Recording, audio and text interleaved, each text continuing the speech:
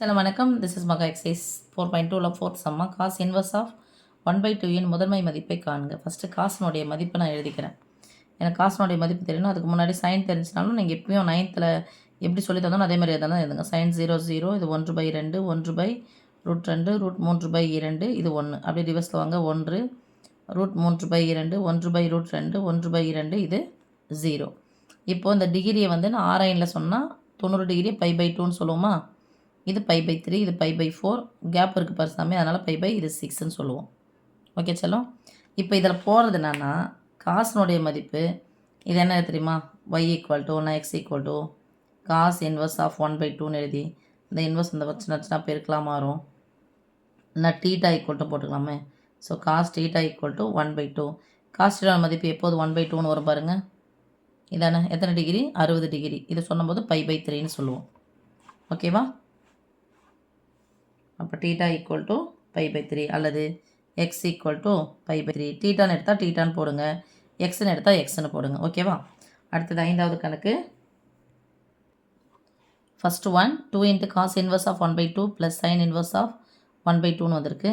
So 2 × காசனுடைய மதிப்பு எப்போது 1/2 வரும், 60 டிகிரி. இது என்ன சொல்லணும், π/3. ஓகே. ப்ளஸ் சைனுடைய மதிப்பு எப்போ 1/2ன்னு வரும், சைனு π/6 ஈக்குவல் டு இது ரெண்டையும் பிரிக்கணும். 2π/3 ப்ளஸ் π/6. ஒரு பின்னையும் இன்னொரு பின்னையும் நடுவில் ப்ளஸோ மைனஸ் வந்துச்சுன்னா பகுதிகளை பார்க்கணும். பகுதியில் ஒரே மாதிரி இல்லை, வேறு மாதிரி இருக்குது. ஆனால் ஒன்றுக்கு ஒன்று சம்மந்தம் இருக்குது. 3 மடங்கு தான் 6. அப்போ 3 இடத்துல 6 வர வைக்க முடியும். 2ஆம் வாய்ப்பாடு 3 2 6. பகுதியை 2ஆல் பெருக்கினால் தொகுதியையும் 2ஆல் பெருக்க வேண்டும். ஈக்குவல் டு 2 2 4 4 கூட ஒரு பை சேர்த்தா 5π/6. ஓகே சாமி. ஓகேவா.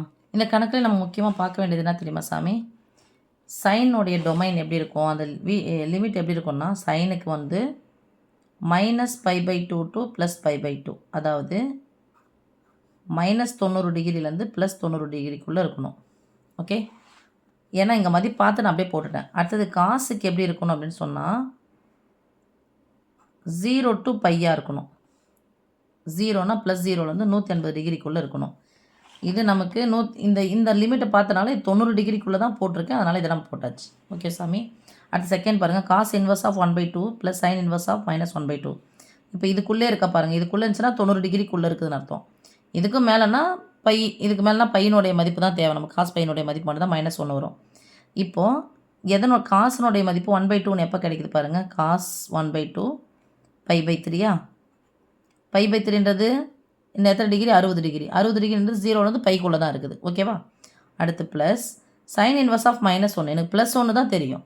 அப்போ -1ன்றது யார், 90 டிகிரி. அப்போ 90 டிகிரி என்ன எழுதுவோம், -π/2ன்னு எழுதலாமா, -π/2ன்னு எழுதுவோம்.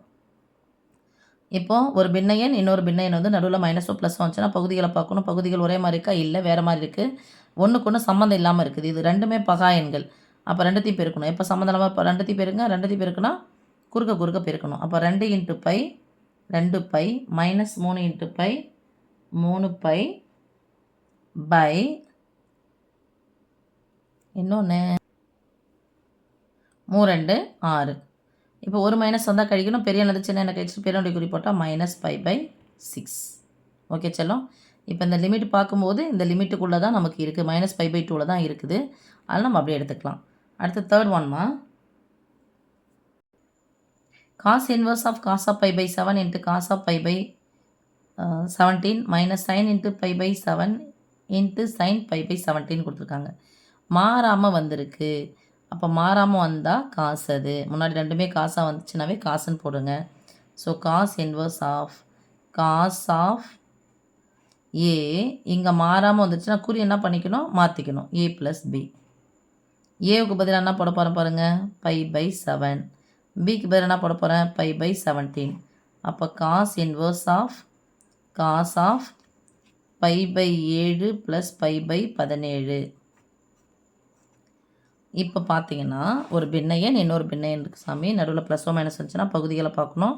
பகுதிகள் ஒரே மாதிரி இருக்கா, இல்லை ரெண்டுமே பகா எண்கள். அப்போ 2 பகா எண்ணா ரெண்டுத்தையும் என்ன பண்ணிக்கணும், பிரிக்கணும். ரெண்டுத்தையும் பிரிக்கணும், குறுக்க பிரிக்கணும். 1 17 17 1 7 7 என்ன வந்துடும், 24. Cos inverse of cos of 24 pi by இது ரெண்டுத்தையும் பேருக்குன்னா பை தேழ் 70 7 49 70 ஒரு 49 சேர்த்தா 119. ஓகே சாமி. இப்போது இது கேன்சல் பண்ணலாமா இல்லை வேறு எதனா பண்ணாமல் பார்க்கணும். காசினுடைய மதிப்பாக வந்திருக்கு. ஏதோ வந்திருக்கு சாமி காசினுடைய மதிப்பு. அப்போ காசினுடைய டொமைன் எப்படி இருக்கணும்? 0 to பைக்குள்ளே இருக்கணும். அதாவது 0லேருந்து 180 டிகிரிக்குள்ளே இருக்கணும். ப்ளஸ் 0லேருந்து 180 டிகிரிக்குள்ளே இருக்கணும். அப்போ இதனுடைய மதிப்பு எனக்கு தெரியாது. இந்த 6 நான் என்ன பண்ண போகிறேன்? டிகிரியாக மாற்ற போகிறேன். 24 × 18 180 பெருக்கி பார்த்தலாம். 8 32க்கு 2 இல்லை அப்படி பெருக்குங்க.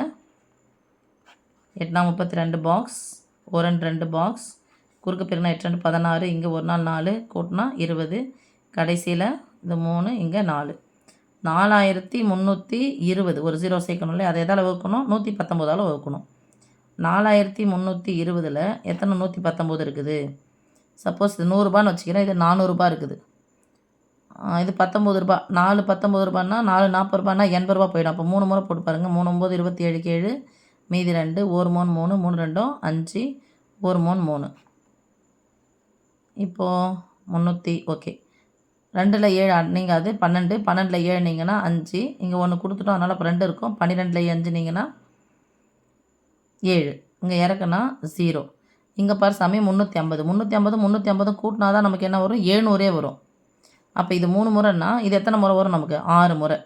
ஸோ இங்கே இதோட போதும். அப்புறமா மீதி வந்துச்சுன்னா புள்ளி வைக்கணும் வரும் இல்லையா? அப்போ எத்தனை டிகிரி வருது? இது 36 டிகிரியாக வருது. அதனால் இது என்ன பண்ணிக்கலாம் சாமி? கேன்சல் பண்ணலாம்.